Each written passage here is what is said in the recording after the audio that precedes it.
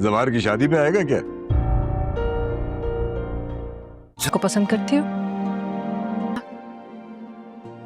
Handsome है, smart है, intelligent है, पसंद किए जाने के काबिल है, पर वो तो नहीं करता ना। इस वक्त हमारा भाईजान के करीब रहना बहुत जरूरी है। कहीं ऐसा ना हो ना जो सारी जायदाद उन्होंने पारस के नाम की थी उस आप ही ने तो कहा था। सब उठाकर खैराती इदारों में तकसीम करते हैं। लेकिन तुम्हारी ये पेंडू कजन, ओ मंगेतर,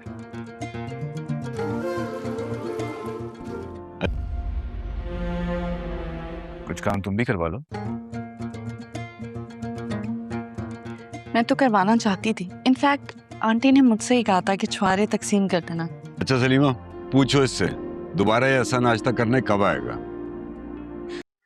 ज़िवार ये देखकर हैरान रह जाता है कि बुज़दार अंकल जो हैं वो मेरे वालिद इजाज़ साहब को कैसे जानते हैं और दोनों किस तरह बेतकल्लुफ़ी से बातें कर रहे हैं।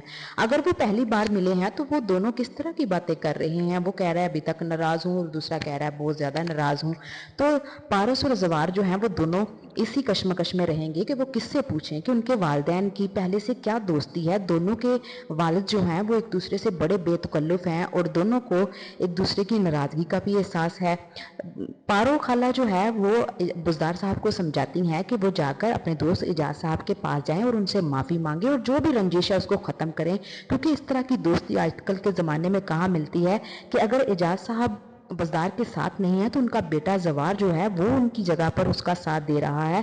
तो ये तो कोई कुदरत का खेल है, इस तरह की दोस्ती कहाँ मिलती है। पारो खाला के कहने पर ही बुज़दार साहब जो हैं वो इजाज़ के पास आए हैं और उनसे अपनी जो नाराज़गी है वो ख़त्म करना चाह रहे हैं और ये चाह रहे हैं कि दोनों की दोस्ती दोबारा हो जाए और दोनों पहले की तरह जैसे बचपन में गांव में रहते थे, बड़े हुए थे, वैसे ही वो अब दोनों दोबारा से दोस्त बन जाएं। लेकिन पारो खाला के समझाने पर जो बुज़दार साहब है वो आ तो जाते हैं, लेकिन इजाज़ अपनी जो दुश्मनी है और वो इतनी आसानी से नहीं माफ़ करेगा और इजाज़ से वो मोहब्बत तो करता है लेकिन अभी उसको नहीं बताएगा कि वो भी उसको हर वक्त याद करता है और उसकी दोस्ती आज भी उसको याद है और उसके लिए मानी रखती है। दूसरी तरफ जो पारस जो है वो ज़वार को मशवरा देती है कि तुम अपने घर वालों को जाके बताओ कि तुम रेशम से प्यार नहीं करते हो। ज़वार जो है वो अब अपने वालिद से जैसे ही मौका ठीक मिलेगा उसको वो अपने वालिद से बात करेगा और उनसे कहेगा कि वो रेशम से प्यार नहीं करता और पहले चलें ठीक है आपने रिश्ता तय कर दिया था उसको बगैर बताए बगैर पूछे, अब वो अपनी मर्ज़ी का इजहार कर रहा है तो वो अब रेशम से उसको कोई प्यार नहीं है, लिहाजा वो रेशम से शादी करना नहीं चाहता। जैसे ही वो अपने वालिद से ये बात करेगा उसके वालिद बहुत ज़्यादा गुस्सा करेंगे क्योंकि उनको शक तो पहले ही हो चुका है कि पारस और ज़वार में कुछ चल रहा है।